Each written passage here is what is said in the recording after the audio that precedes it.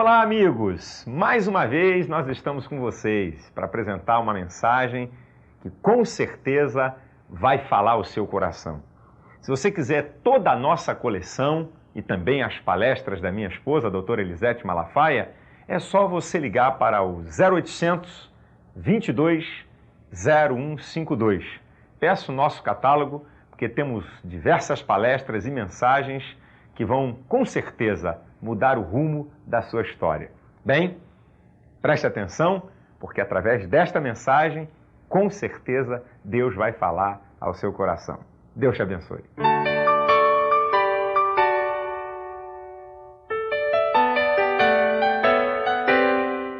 Nós temos pregado uma mensagem que muita gente já assistiu pela TV, já viu por fita, onde nós falamos sobre o que fazer para que seus projetos não sejam impedidos. Baseado também na vida de Neemias. Só que hoje eu quero trazer uma outra abordagem sobre a vida de Neemias. A receita de Neemias para uma vida vitoriosa. É isso que eu quero falar. Já preguei baseado na vida de Neemias sobre o que fazer para que seus projetos não sejam impedidos. E agora, baseado também na vida de Neemias, a receita de Neemias para uma vida vitoriosa. A bem da verdade, eu teria que ler o capítulo 1 do livro de Neemias e os 10 primeiros versículos do capítulo 2. Eu vou pedir para você deixar a sua Bíblia aberta. Eu vou ler apenas um versículo do capítulo 1 do livro de Neemias, que é o versículo de número 4. Para você que está procurando Neemias, ele está entre Gênesis e Apocalipse, com certeza absoluta. Esdras, Neemias, Esther, Jó, está aí, ó, pertinho, tá certo? Eu vou ler apenas um versículo e você continue com a sua Bíblia aberta, para que você possa acompanhar. Você que está em casa, você que está vendo por uma fita, você que está aqui no templo da Assembleia de Deus do Bom Retiro, no culto da quarta-feira da Vitória. Diz assim, capítulo 1, versículo 4. E sucedeu que, ouvindo eu estas palavras, assentei-me e chorei, e lamentei por alguns dias, e estive jejuando e orando perante o Deus dos céus. A história de Neemias, para que a gente possa aqui apenas ter uma noção nessa introdução, Neemias estava preso na fortaleza de Suzã, durante o domínio do rei Artaxerxes. Jerusalém, a grande e magnífica cidade de Jerusalém, estava toda derrubada, portas derrubadas, muros fendidos, o povo estava em grande miséria, e Neemias estava na fortaleza, servindo ao rei, no domínio desse rei. Só para a gente poder se situar aonde vai se desenrolar a história, e nós vamos ver, através da vida de Neemias, uma receita para uma vida vitoriosa. Algumas considerações iniciais eu quero fazer aqui. Algumas considerações iniciais que eu quero fazer a partir da vida de Neemias. Número 1. Fique certo que todo mundo tem problemas. Até o senhor, pastor. Se me der um beliscão aqui, eu grito igual a você, que eu sou de carne e osso. Todo mundo tem problema. O rico tem problema, o pobre tem problema, o empregado tem problema, o patrão tem problema. Todo mundo tem problema. Pode gravar isso aí, porque a Bíblia mesmo diz, Jesus fala no Evangelho de João, no capítulo 16, no versículo 33, no mundo tereis aflições, mas tem de bom ânimo, porque eu venci o mundo. E quando Jesus fala, está na ordem do absoluto. Então fique certo, não pensa que só você tem problema não. Fique certo que quem está sentado aí da tua direita e na tua esquerda tem problema também. Pode olhar bem aí para quem está perto de você, porque também tem problema. Pode ter certeza, uns mais, outros menos, mas temos problemas. Número 2, sabe o que eu também aprendo? É que, por maior que seja o meu problema, tem sempre alguém com um problema maior do que o meu. Para com esse negócio de ficar pensando que o teu problema é o único e é o maior. Pastor, o senhor não sabe a luta. O senhor não sabe, pastor, o que está acontecendo. eu queria dizer para você que maior que seja o seu problema, tenha certeza que tem muita gente com um problema maior do que você. Neemias tinha problema? Claro que sim, ele estava preso, estava na fortaleza de Suzã, mas só que tinha um detalhe, barriguinha cheia, ele servia ao rei, ele tinha acesso à cozinha do rei, comia do bom e do melhor, mas ele estava preso. Mas ele comia do bem e do melhor. Os seus irmãos, lá em Jerusalém, estavam passando fome, passando frio, em despreza. Mesmo Neemias tendo problemas, tinha gente com problema maior do que o dele. Então, para com esse negócio de pensar que você é o único que tem problema e que o teu problema é o maior do mundo. Eu gosto sempre de dizer, sabe qual é o maior problema do mundo? É o meu, que me compete a resolver com a ajuda de Deus. Sabe qual é o maior problema do mundo? O seu, que te compete a resolver com a ajuda de Deus. Terceiro lugar, sabe o que eu aprendo com a vida de Neemias? Que mesmo eu tendo problemas, eu posso ser usado para resolver o problema dos outros. Sabe que tem muita gente que pensa assim, pastor, a luta, tanto problema, não posso ajudar ninguém, posso não. Só o meu problema já basta, cada um que se vire e que Deus ajude todos. Já ouviu isso quantas vezes, hein? Cada um que cuide de si e Deus cuide de todos. Querido, mesmo que você tenha problemas, você pode ajudar outros. E eu vou provar para você na Bíblia, primeiro com a própria vida de Neemias, que tinha problemas e resolveu ajudar seus irmãos. Mas eu vou mostrar na Bíblia Sagrada um povo que tinha um problemaço e assim mesmo teve disposição para ajudar aqueles que estavam numa situação pior.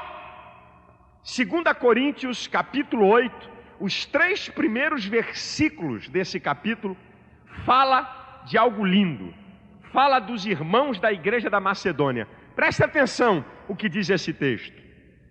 A graça que foi dada à igreja da Macedônia, que em muita prova de tribulação houve abundância do seu gozo, que da sua profunda pobreza abundou em riqueza de generosidade, porque deram acima do seu poder o que eu mesmo testifico, e deram voluntariamente. Sabe o que Paulo está falando? Os crentes pobres da Macedônia, que estavam num tremendo sufoco e com muita tribulação, ajudaram os mais pobres da Judéia, que estavam passando fome. Que coisa linda! Os pobres ajudaram os mais pobres. Querido, mesmo que você tenha alguma dificuldade ou esteja vivendo algum problema, você poderá ser usado por Deus para abençoar alguém e para ajudar a resolver o problema de alguém. A Bíblia também diz uma outra passagem em 2 Coríntios, no capítulo 1, a partir do versículo 3, que é muito interessante. Diz assim o apóstolo Paulo: bendito seja o Deus e Pai de nosso Senhor Jesus Cristo, o Pai das misericórdias, o Deus de toda consolação, que nos consola em toda a nossa tribulação, para que possamos consolar os que estiverem em alguma tribulação, com a mesma consolação que de Deus mesmo somos consolados. Você já viu que coisa linda? Deus me ajuda na minha tribulação, para que eu também possa ajudar aqueles que estiverem em alguma tribulação. Agora, para que isso aconteça, em quarto lugar, sabe o que você tem que fazer? Você tem que parar de ser egocêntrico, parar de olhar só para você e levantar um pouquinho os seus olhos. Quando a gente faz isso, quando você levanta os seus olhos para olhar para quem está perto, você começa a ver que tem alguém em dificuldade maior do que a sua, e você começa a se dispor a querer ajudar, e isso é princípio do Evangelho. O apóstolo Paulo fala em 1 Coríntios, capítulo 10, versículo 24, cada um não busque o seu próprio interesse, mas o que é de outrem. Isso é princípio do Evangelho. você não viver só em função de você. Nós somos cristocêntricos e não egocêntricos. E em quinto lugar, aqui nessa minha introdução, sabe o que eu aprendo? Que quando eu começo a ajudar o outro, mesmo tendo problemas, o meu problema começa a ser resolvido. Quando Neemias começou a ajudar a seus irmãos que estavam lá em Jerusalém, Deus começou a trabalhar no problema dele. Porque, meu irmão, grava isso que eu vou te falar. Pode gravar. A lei da semeadura tem 2 ingredientes interessantes. O primeiro, semear é opcional. Eu semeio como eu quero ou não semeio. Eu semeio conforme a minha fé, conforme o meu relacionamento com Deus. Semear é uma opção minha, mas a colheita é obrigatória. Semear é como eu quero, mas a colheita é obrigatória. Eu provo para você. Vou falar aqui em tese. Eu semeio aqui, resolvi semear aqui, resolvi semear aqui e resolvi semear aqui.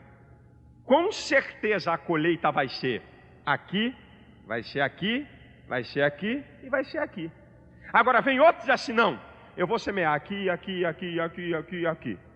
Com certeza a colheita vai ser aqui, aqui, aqui, aqui, aqui. Semear, eu semeio como eu quero, mas com certeza a colheita vai ser obrigatória. Como é que você está semeando? Quando eu começo a ajudar o outro, quando eu começo a querer ajudar aquele que está em necessidade, pode ter certeza que eu vou colher.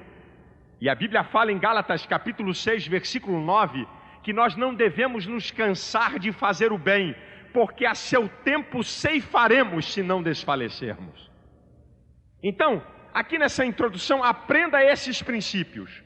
Todo mundo tem problema. Por maior que seja o meu problema, tem alguém com problema maior do que o meu. Mesmo eu tendo problemas, eu posso ajudar o outro.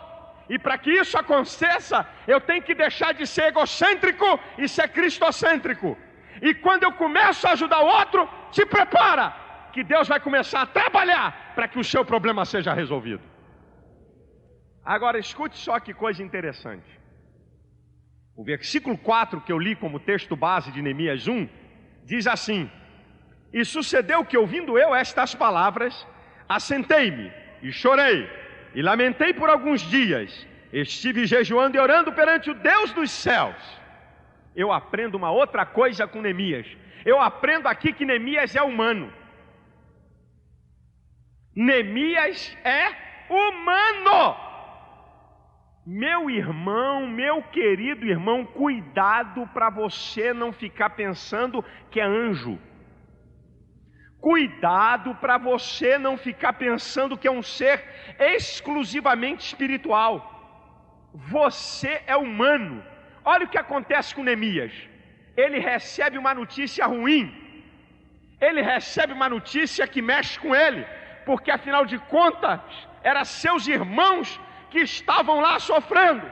Qual é a reação humana quando alguma coisa de ruim acontece comigo e com você? Qual é a reação humana quando alguma coisa nos toca, quando alguma coisa mexe conosco, quando alguma coisa negativa acontece? A reação é chorar, é se lamentar. É uma reação humana. Sabe o que eu aprendo, irmãos? Nós precisamos vivenciar os momentos negativos também. Nós precisamos sim chorar, precisamos passar por aquele momento. Sabe por quê? Tem muita gente que não quer vivenciar o problema. Sabe o que vai acontecer? A ferida fica aberta por toda a vida. Ele cria uma redoma no lugar daquela ferida. Ele não chorou, ele não ficou de cabeça baixa, ele não ficou triste, ele quis fingir que o problema não aconteceu. Aí a ferida fica aberta.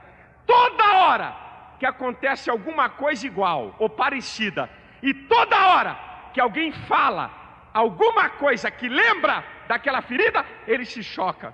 Ele vive a vida toda dele ferido, porque ele não aprendeu a vivenciar o problema. Ele não aprendeu a chorar, a se lamentar, a parar, a ficar triste, porque isso é uma reação humana a qualquer processo negativo na nossa vida.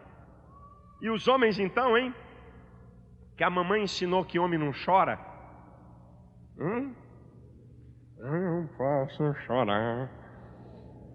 Some, não está acontecendo nada.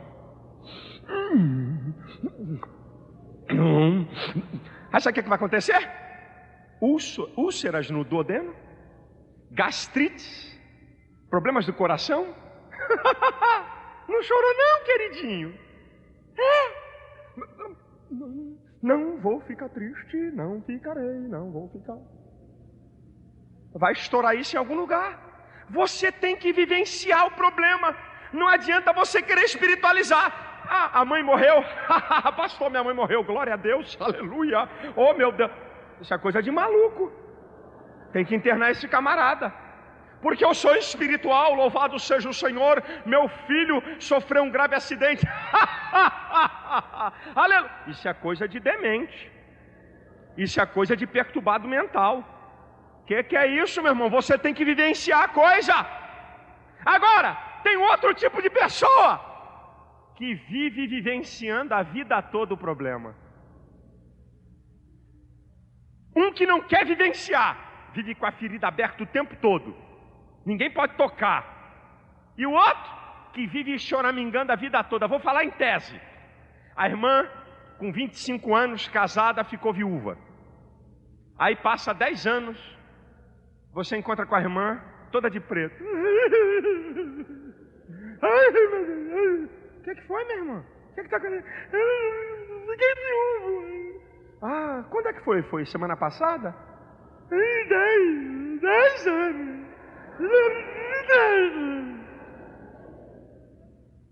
Quem morreu? Tem certeza que foi ele? Não foi você também, não?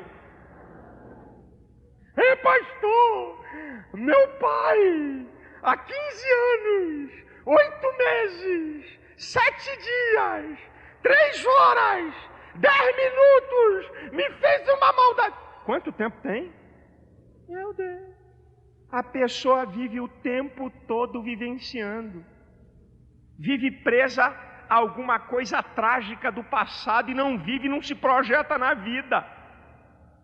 É outro problema. Você tem que fazer igual a Neemias. Você tem que vivenciar. Você tem que chorar. Você pode se lamentar, mas você não vai viver a vida toda assim. Nem vai deixar de lamentar e nem tampouco viver a vida toda lamentando. Sabe por quê? Porque você é um ser inteligente. Você tem uma inteligência. Quando Descartes disse, penso, logo existo, ele estava dizendo que eu tenho domínio de existência. É isso que me difere do gato, do elefante, da girafa, do leão. É que eu posso fazer inferência no passado. Eu posso projetar para o futuro. Sabe o que Neemias faz?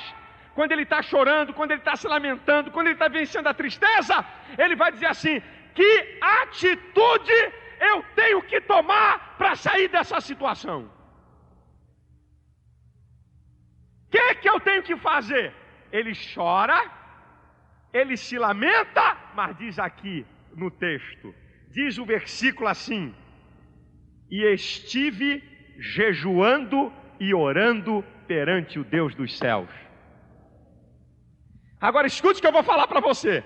Tem gente que vivencia para poder ficar curado das emoções e dos seus traumas, só que na hora de tomar uma atitude, toma atitude errada. Vive atrás de axologia. É porque eu acho que se eu fizer assim vai dar certo. Porque o meu amigo disse que ele acha que se eu tomar essa atitude, a minha mãe falou que acha. Nós não temos que viver atrás de achismos. Você pode chorar, você pode estar atravessando uma situação difícil, você pode estar atravessando uma situação que chocou você, mas você é inteligente, você sabe que é um Deus nos céus, você sabe que Deus tem poder, você sabe que Deus tem uma direção, aí você vai orar, e você vai ao lugar certo, você vai procurar a resposta certa. Deus, como é que eu vou resolver esse problema? Deus, que direção eu vou tomar? E aí, sabe o que eu aprendo? Quando Neemias vai orar a Deus, Ele está vivenciando o problema, mas ele vai buscar a solução, porque ele não ia ficar chorando a vida toda. Eu descubro o segredo de Neemias nas 4 etapas da oração de Neemias. Lê aí comigo o versículo de número 5. Aqui é a oração de Neemias, para buscar uma solução, para buscar uma saída para o problema, para não viver ferido o tempo inteiro, para não ficar choramingando o tempo todo, para não ficar prostrado o tempo todo, para não ficar preso às coisas ruins do passado. E disse: Ah, Senhor Deus dos céus, Deus grande e terrível, que guardas o conserto e a benignidade para com aqueles que te amam e guardam os teus mandamentos. A primeira etapa da oração de Neemias, ele reconhece a soberania e a grandeza de Deus. Eu sei que eu estou falando não é com Deus de pedra, nem de barro, nem de ferro. Eu estou falando com Deus que detém o poder. Eu estou falando com Deus que pode resolver qualquer coisa. Eu estou falando com Deus que é soberano. A segunda etapa da oração de Neemias, que estamos no capítulo 1, está no versículo 6 e 7. Estejam, pois, atentos os teus ouvidos e os teus olhos abertos para ouvires a oração do teu servo, que eu hoje faço perante ti, de dia e de noite, pelos filhos de Israel, teus servos, e faço confissão pelos pecados dos filhos de Israel, que pecamos contra ti.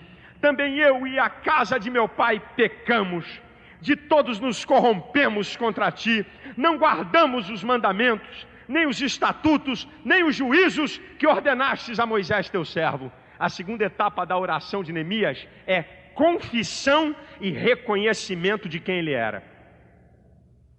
Ele está dizendo: Deus, eu tenho pecado, eu tenho errado, eu tenho feito coisas que não são agradáveis. Sabe o que é que muita gente ora para Deus? Senhor, tu conheces os meus pecados. Que coisa linda. Abre essa tua boquinha para confessar o que é que você anda fazendo. É muito fácil apontar o pecado dos outros.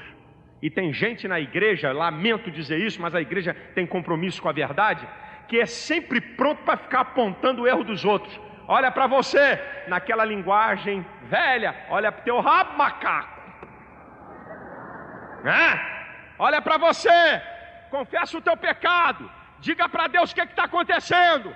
Fala com Deus: Senhor, eu tenho feito isso, eu tenho feito essa maldade, eu tenho errado aqui, eu não tenho sido fiel nisso aqui. Diga para Deus, confesse a sua limitação, confesse a sua transgressão, se você quer ter vitória na sua vida. A terceira etapa da oração de Neemias, olha que coisa linda Neemias vai fazer, do versículo 8 e o versículo 9, diz assim: Lembra-te, pois, da palavra que ordenastes a Moisés teu servo, dizendo: Vós transgredireis, e eu vos espalharei entre os povos, e vós vos convertereis a mim, e guardareis os meus mandamentos, e os fareis. Então, ainda que os vossos rejeitados estejam no cabo do céu, de lá os ajuntarei, e os trarei ao lugar que tenho escolhido, para lhe fazer habitar o meu nome. Sabe qual é a terceira etapa da oração de Neemias? É que Neemias ora com a palavra. Sabe qual é o segredo de você orar com a palavra? Eu de vez em quando eu vou orar a Deus, não é toda hora, mas muitas vezes, hoje no hotel eu estava fazendo isso. Eu abro a Bíblia e começo a orar com a palavra. Senhor, a tua palavra diz que para Deus nada é impossível. A tua palavra diz que se pedir alguma coisa em teu nome, tu vai fazer. A tua palavra diz que eu não tenho que ficar inquieto por coisa alguma. A tua palavra diz que eu tenho que lançar sobre ti toda a minha ansiedade. Quando você ora com a palavra, sabe o que acontece? A Bíblia fala em Jeremias 1,12 que Deus vela em fazer cumprir a sua palavra. Neemias descobriu esse segredo. Ele está orando com a palavra. Senhor, lembra-se o que tu falou, lembra da tua palavra. Diga para Deus a palavra de Deus. Deus é fiel para fazer cumprir a sua palavra. Aleluia. Glória a Deus.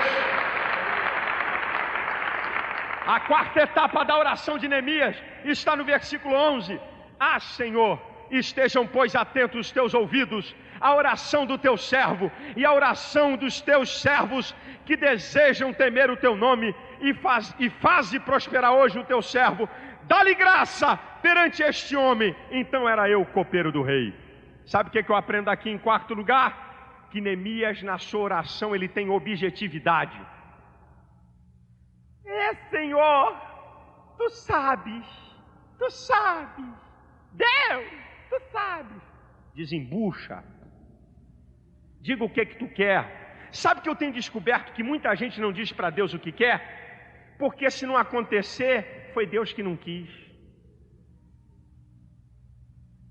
Sabe que eu aprendo que muita gente não diz realmente o que quer para Deus, porque no fundo não acredita que Deus pode fazer. Agora, sabe o que eu tenho aprendido? Tudo que eu quero, os meus objetivos, eu apresento para Deus. E se Ele não quiser me dar, Ele é Pai, Ele tem o melhor para mim, Ele sabe. Mas eu peço, eu falo para Deus o que eu quero. Você tem que falar, fala aí o que tu quer. Eu estou com vergonha. Fica sem vergonha nessa hora, irmão. Diga para Deus, fala do teu objetivo. Neemias aqui não ficou com churumela, com conversa fiada. Deus, eu quero graça diante do rei. Eu preciso de graça diante desse rei, porque eu quero reconstruir Jerusalém. Ele foi direto ao assunto. Tenha objetividade na sua oração. Aprenda com Neemias. Reconheça a soberania de Deus. Reconheça a sua fragilidade. Ore com a palavra, porque a palavra tem poder. E peça com objetividade. Agora, meu querido, sabe o que a gente vai ver? Sabe o que nós vamos ver agora para que Neemias seja vitorioso? Meu irmão, Deus não despreza o potencial humano. Deus acredita no teu potencial. A Bíblia diz que o homem é um pequeno Deus, porque tem inteligência, porque tem vontade própria. Você precisa acreditar também no teu potencial. E eu quero dizer uma coisa para vocês: Deus não vai mover uma palha naquilo que você pode fazer. Tem gente que pensa que vai ficar tomando suco de laranja na rede e vai chegar um anjo numa carruagem de fogo. Tudo bem? Suco tá geladinho? Tá tudo em riba? Legal? Eu trouxe as respostas. Tá precisando de mais alguma coisa? É ruim. É muito ruim. Tem gente que pensa assim.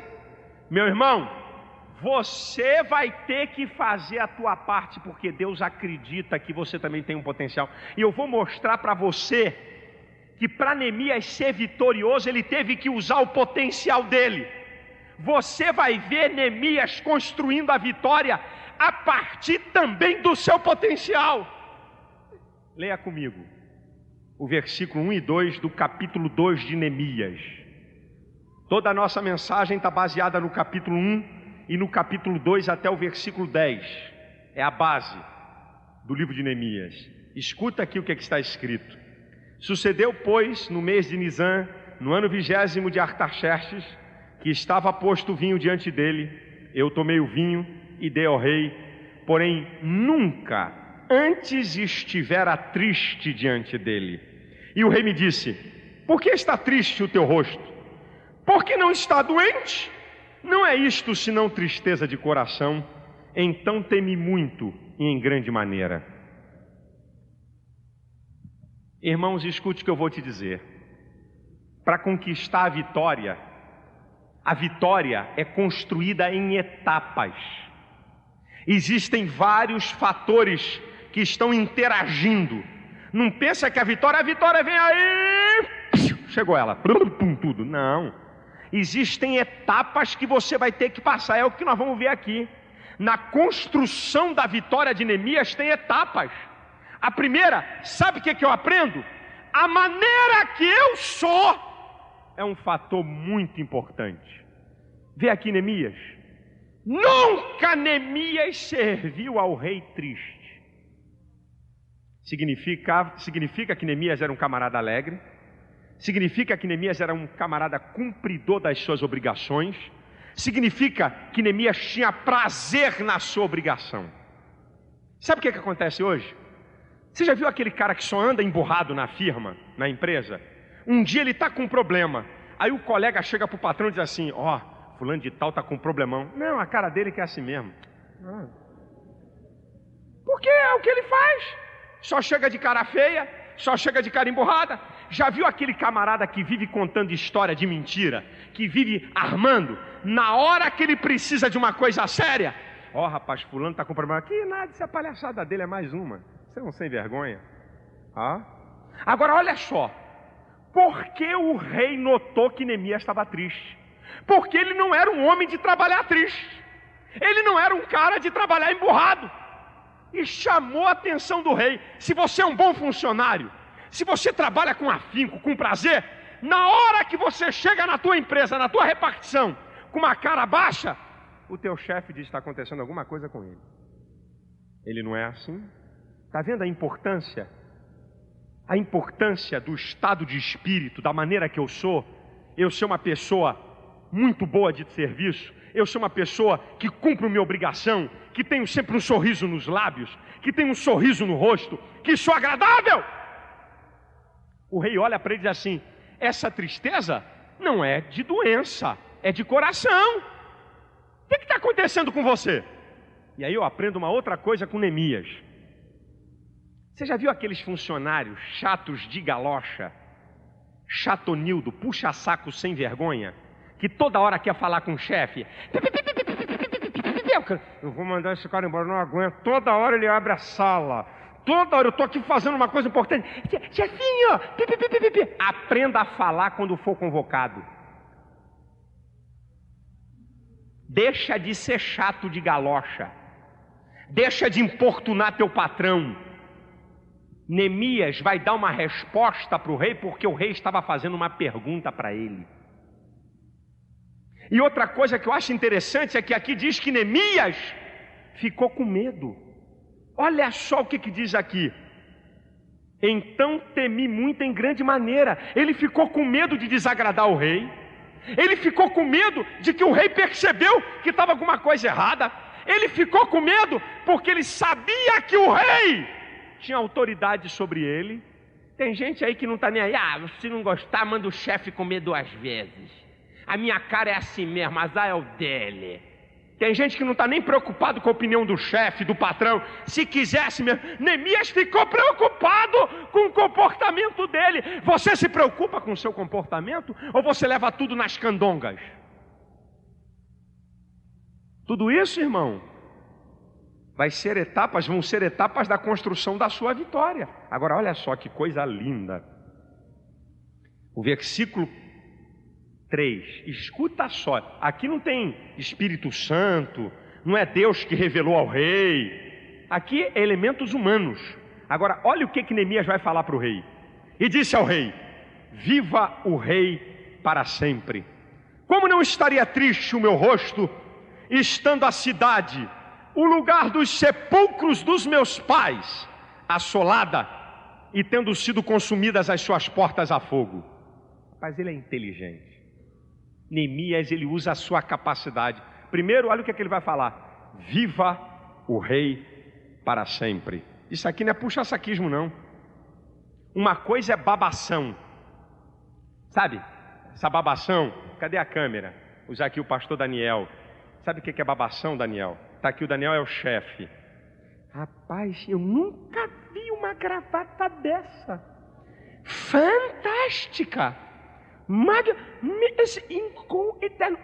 Incomparável. Como é que você consegue pintar o cabelo assim? Que coisa linda. Aí ele sabe que isso é uma babação. Agora, se eu encontro com o Daniel, eu não sou de ficar falando toda hora. Digo: puxa, Daniel, você está com um terno bonito, está bem combinado. Ele sabe que isso é um elogio. E quem é que não gosta de elogio? Quem é que não gosta de ser reconhecido? O teu chefe, o teu patrão, o teu filho, o teu pai, a tua esposa. Todo mundo gosta de ser reconhecido. Olha aqui Neemias. Neemias reconhece a soberania do rei. Viva o rei para sempre. Ele está fazendo um elogio sincero. Agora olha a inteligência de Neemias. Imagina se Neemias diz ao rei: ó rei, eu estou triste porque a majestosa Jerusalém está destruída. Ó rei, eu estou triste porque a cidade que o grande, o guerreiro, o formidável rei Davi construiu, a cidade maravilhosa, a cidade das luzes, a cidade fantástica. Aí o rei ia dizer assim: o quê? vai continuar destruída. Eu estou aqui para fazer graça? Agora, olha o que Neemias vai dizer: rei, eu estou triste porque a cidade dos sepulcros dos meus pais. Sabe o que eu aprendo aqui? Que quem precisa tem que vir por baixo. Tá? Tem gente que é muito arrogante para querer conquistar as coisas. Quem precisa tem que vir por baixo. Aqui Neemias, aqui ó, foi inteligente. Ele vai dizer que Jerusalém era gloriosa. Ele vai dizer que Jerusalém era majestosa. Ele está por baixo. Ele faz um retrato que também era verdadeiro, porque era a cidade dos sepulcros do pai dele. Rei, a cidade dos sepulcros. A cidade não vale nada, o rei deve ter sido morto, coisa horrível e tal. Como é que você pede as coisas? Vem com arrogância? Vem por cima? Como é que é o negócio? Quem pede tem que ter humildade. Quem pede tem que vir devagar. Agora olha só o que o rei vai falar com ele. Versículo 5, versículo 4 do capítulo 2 de Neemias. E o rei me disse: que me pedes agora? Então orei ao Deus dos céus. Imagina o patrão chegar para você: o que é que você quer? Muita coisa não, 50% da sua empresa tá bom. Muitas vezes o teu patrão, o teu chefe, pergunta uma coisa para você para te experimentar. Aonde é que é o teu voo? O que é que você quer realmente? Agora, olha como é que Neemias estava ligado o tempo todo com Deus. O Neemias: quê?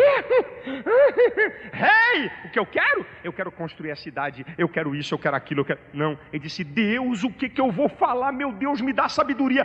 Como é que eu vou me colocar? O tempo todo ele está ligado com Deus. É assim que eu e você temos que estar. Você tem que estar o tempo todo ligado com Deus, para na hora que aparecer a porta, você tem uma direção certa, para você falar certo, para você falar o suficiente, para você conquistar o que você precisa. E aí, meu irmão, no versículo de número 5, olha o que Neemias vai fazer. E disse eu ao rei: se é do agrado do rei, e se o teu servo é aceito em tua presença, peço-te que me envies ajudar a cidade dos sepulcros dos meus pais, para que eu a edifique. Irmão, aprenda só uma coisa: quem tem o domínio da autoridade não gosta de ser peitado. Grava isso no teu coração. Quem tem o domínio da autoridade não gosta de ser peitado. O rei não perguntou a ele o que ele queria? Imagina se é outro: eu quero isso, eu quero aquilo, blá, blá, blá, blá, blá, blá. Ele disse: rei, se é do teu agrado, se eu tenho achado graça aos teus olhos, eu te peço. A humildade de Neemias, o reconhecimento, aquela autoridade e aquela soberania sobre ele. Tem gente que chega para o chefe, para o patrão: eu sei que o senhor pode me dar. Eu sei que o senhor deu para fulano e também pode fazer comigo.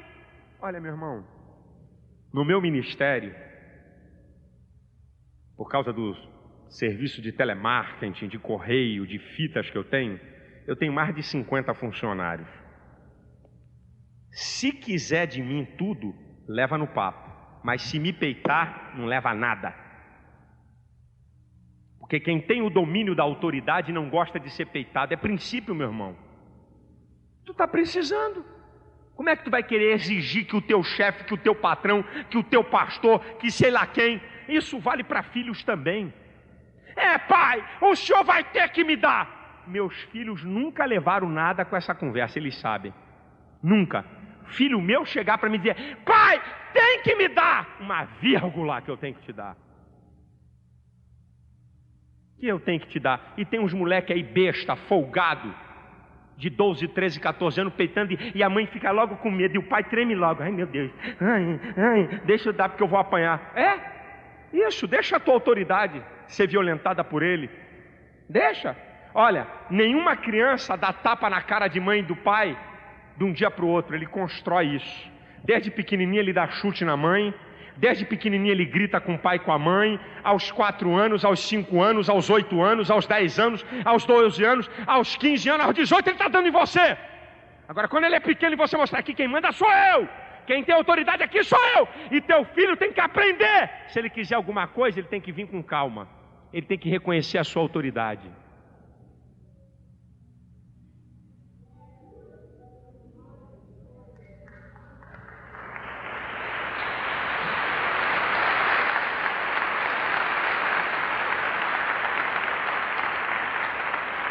Agora escuta só, Neemias está construindo a vitória tem etapa, você está vendo?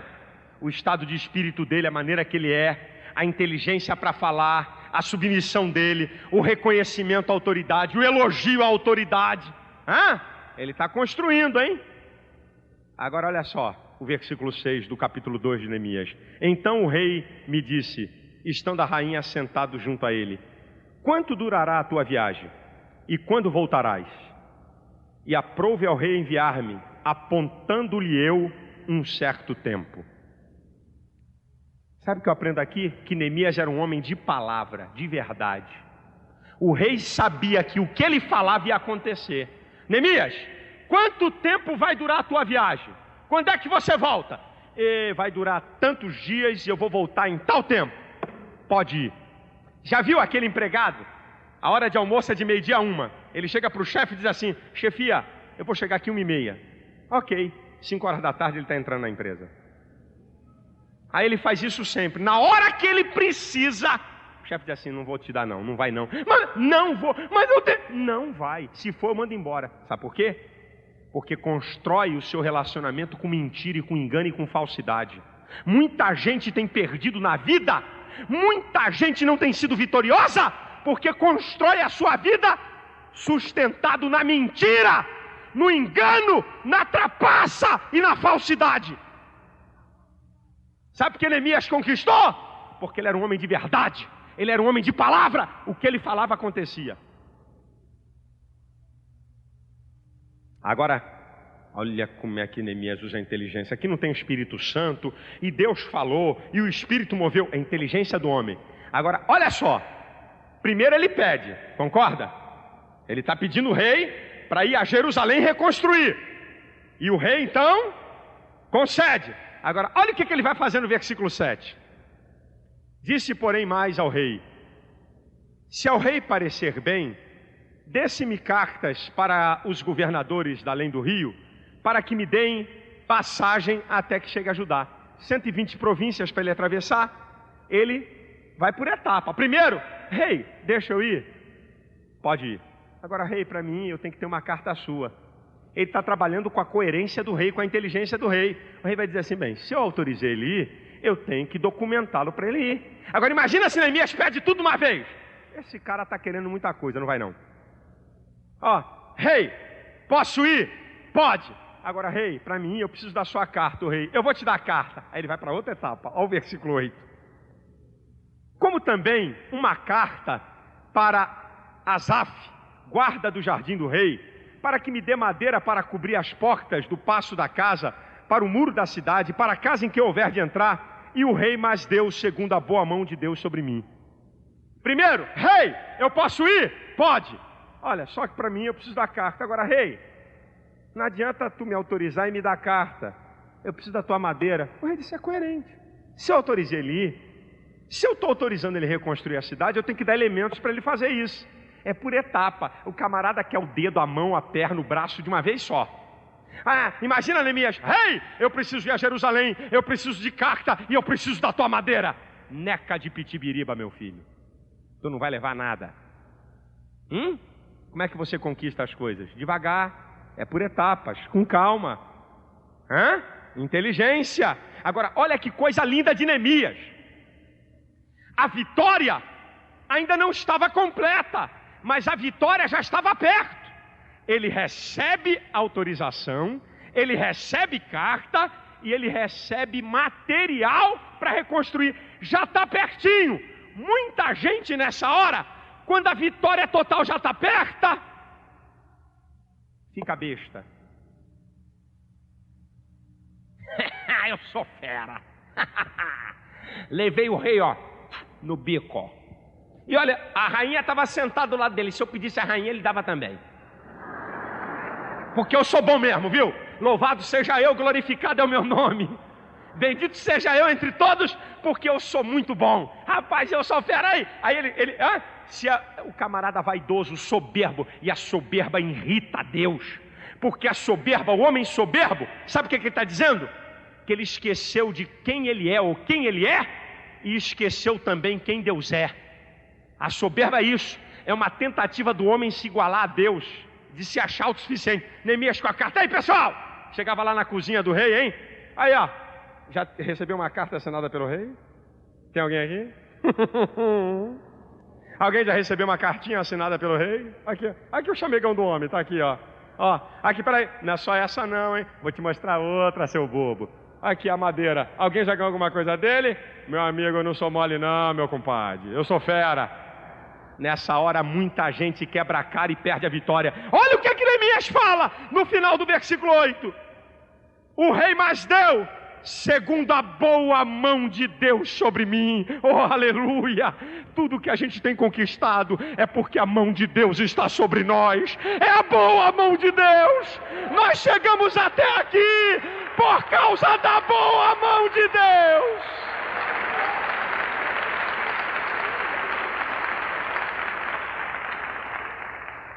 Agora veja o versículo 10. O que ouvindo Sambalate, o Horonita, Tobias, o servo amonita, que lhe desagradou com grande desagrado, que alguém viesse a procurar o bem dos filhos de Israel. Meu irmão, te prepara, porque a vitória incomoda muita gente.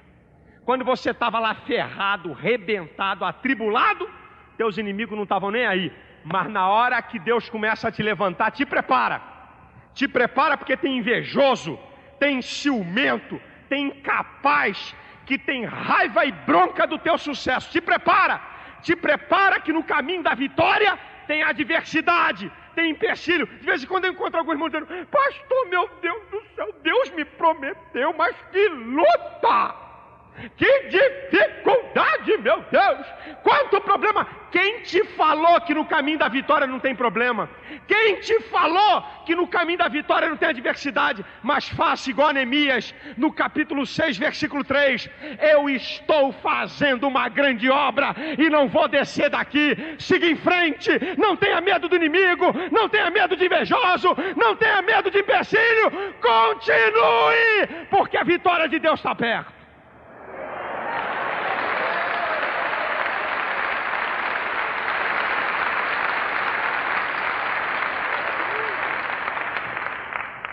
Agora escute só, eu já estou perto de terminar, mas tem algumas coisas aqui fundamentais que Deus tem me revelado e tem falado ao meu coração.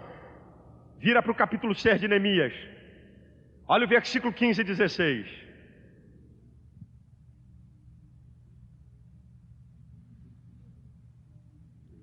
Se você sair daqui antes de eu terminar essa mensagem, você vai perder. Se você virar o seletor dessa TV antes de eu terminar essa mensagem, você vai perder. Pode anotar o que eu estou falando, porque eu sei o que Deus falou ao meu coração para dizer para você que é fundamental. No capítulo 6, versículo 15 e 16.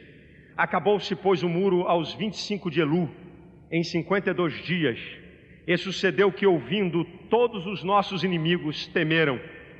Todos os gentios que havia em roda de nós abateram-se muito em seus próprios olhos, porque reconheceram que o nosso Deus fizera esta obra.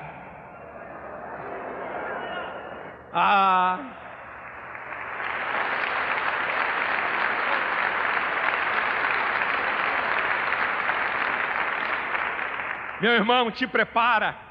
Toda essa gente que quer te prejudicar, toda essa gente que está fazendo armadilha contra você, te prepara. Eles vão reconhecer que você tem um Deus de poder. Eles vão ver o que Deus vai fazer na tua vida. Te prepara, meu irmão. Aquieta teu coração, porque Deus vai manifestar o seu poder. Porque a obra de Deus ninguém pode impedir. A porta que Deus abre ninguém pode fechar. O que Deus quer fazer na tua vida ninguém impedirá. Aleluia!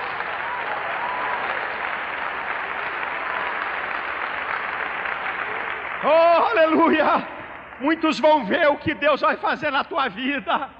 Muitos vão exaltar a Deus. Sabe por que eu enfrento dificuldade? Sabe por que eu passo lutas? Para que no final Deus seja exaltado, para que as pessoas vejam que o meu Deus é vivo para sempre. O poder, a glória, o domínio está nas mãos dele. Ele pode fazer o que quiser e ele fará aquilo que tem te prometido. Agora, meu irmão, obra concluída, muro terminado, vitória conquistada. É agora que você tem que tomar cuidado. 3 coisas eu aprendo com Neemias. Depois que conquista a vitória, de vez em quando joga tudo por terra. Outras vezes esquece de Deus e quebra a cara. Olha a receita de Neemias. Vitória conquistada. Pega aí o capítulo 8, versículo 10. Eu vou terminar já já. 3 coisas eu aprendo aqui depois que a vitória for conquistada, para você não perder a vitória nem o rumo dela. Neemias 8:10, capítulo 8, versículo 10 diz assim: disse-lhe mais: ide, comei as gorduras e bebei as doçuras e enviai porções aos que não têm nada preparado para si, porque este dia é consagrado ao nosso Senhor. Portanto, não vos entristeçais, porque a alegria do Senhor é a vossa força.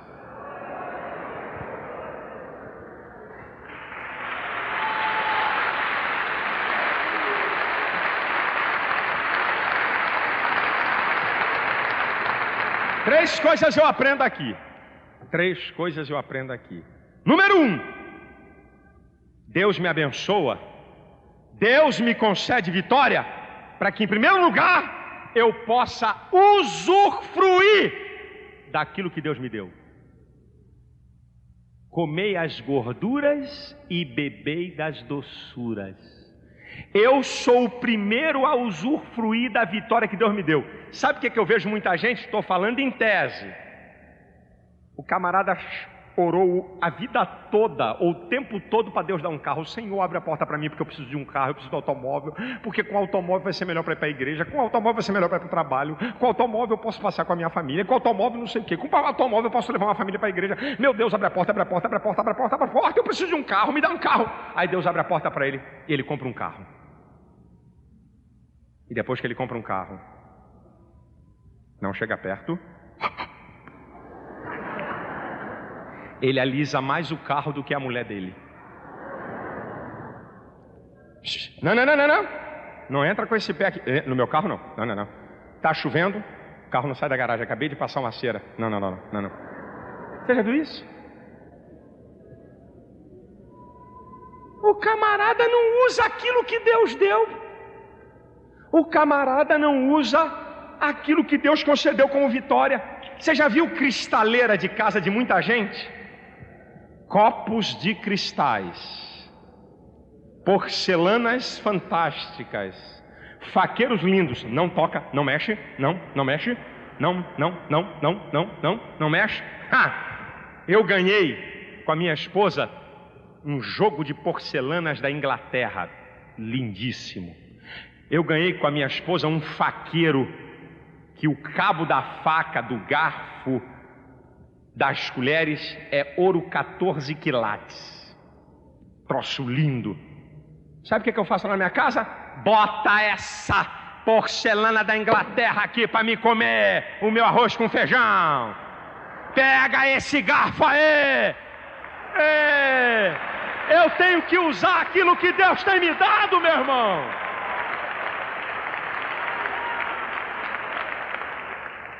Que é isso? Copo de cristal. Não pegue. Não pegue. Não to... Outra coisa, o camarada ganha 20 mil reais por mês e vive como se ganhasse 500 reais. Como é que pode uma coisa dessa, rapaz? E o camarada pode ter um carro novo e vive com um carro. Empurra aí, mulher! Empurra aí, menino! Mão de vaca miserável! Usa aquilo que Deus tem te dado também!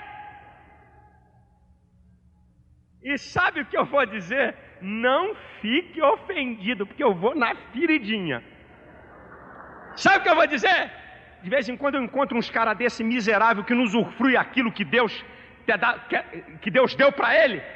Vive na miséria e podia ter uma vida melhor.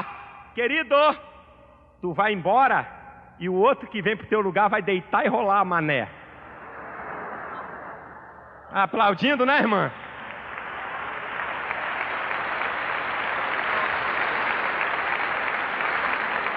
Isso! Junta bastante e não usa nada não. Quando tu for embora vai ter uma cambada atrás da viúva para usar o que tu deixou juntado, otário. E para você também, querida.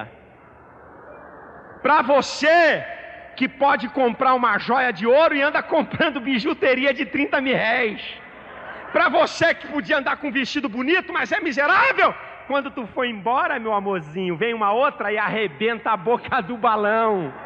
Vem uma outra e diz assim: eu quero um diamante de Israel. Sim, querida, eu quero essa pedra aqui. Quanto é que é? É 20 mil dólares. É só essa que você quer? Essa tá boa. E tu aí, bobona, andando de bijuteria.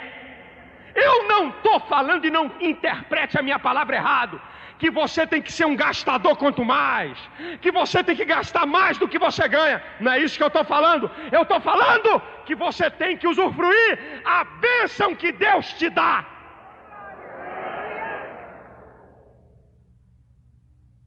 Comei das gorduras e bebei das doçuras.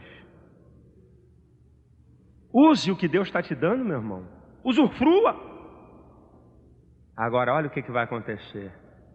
E reparta com os que não têm. Deus não me abençoa só para que eu possa usar. Deus me abençoa para que eu possa compartilhar. Ai, irmãos, que coisa que me faz ficar triste, porque isso não é evangelho. Você já viu? Eu vou falar em tese.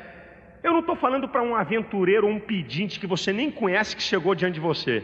Mas você está aqui na igreja, você tem irmãos, amigos seus há 10, 15, 8 anos, você sabe que ele é um membro, sabe que ele é fiel. Aí aquele irmão está desempregado, atravessando uma situação difícil, você está muito bem de vida, ele diz assim para você: rapaz, se eu não pagar minha conta de luz, R$80 minha conta de luz, se eu não pagar até amanhã, vão cortar minha luz. Eu vou fazer uma oração por você. Ajoelha aqui, por favor. Ajoelha. Senhor Jeová, aqui está teu servo. Não deixa a conta de luz dele ser cortada. Aqui é o quê? Aqui, como é que chama a empresa de energia elétrica daqui? Senhor, desvia os técnicos da Eletropaulo. Põe um anjo lá na rua para eles não entrarem aqui. Deus, tem misericórdia. Hipócrita, fariseu, cara de pau. Você podia pagar 200 vezes aquela conta de luz dele, mas você não reparte com quem com ninguém. Você não reparte o que Deus tem te dado. Você só quer comer, e muitas vezes nem você quer comer e nem ajuda o que está com fome. Que coisa feia, irmãos. A beleza do evangelho é eu compartilhar. O texto que eu citei no início da mensagem da igreja da Macedônia, eles eram pobres, mas entenderam que tinha gente em mais dificuldade que eles e ajudaram.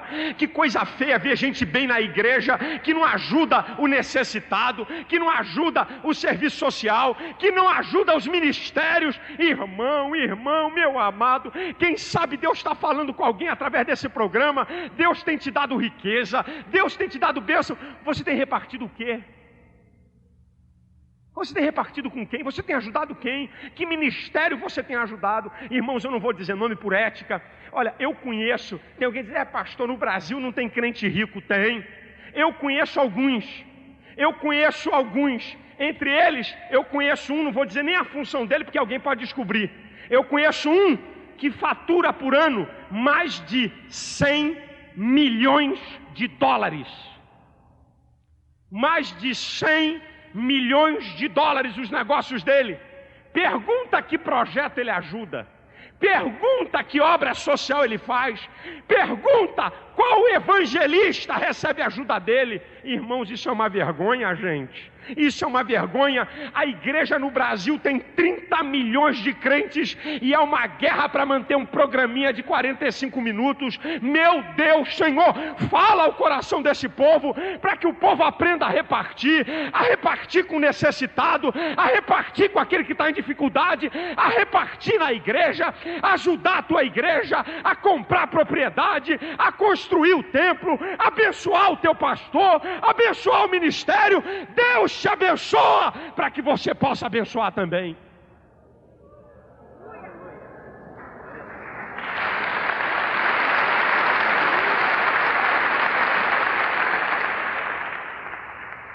Aleluia, aleluia, oh aleluia. Agradeça a Deus por esse dia. Te alegre que você tem vida, se alegre que você está em pé, te alegre por aquilo que Deus ainda vai fazer, fique feliz com as vitórias que você tem conquistado, te alegre com o que Deus tem te dado, te alegre, a alegria do Senhor é a nossa força. A igreja de pé, por favor.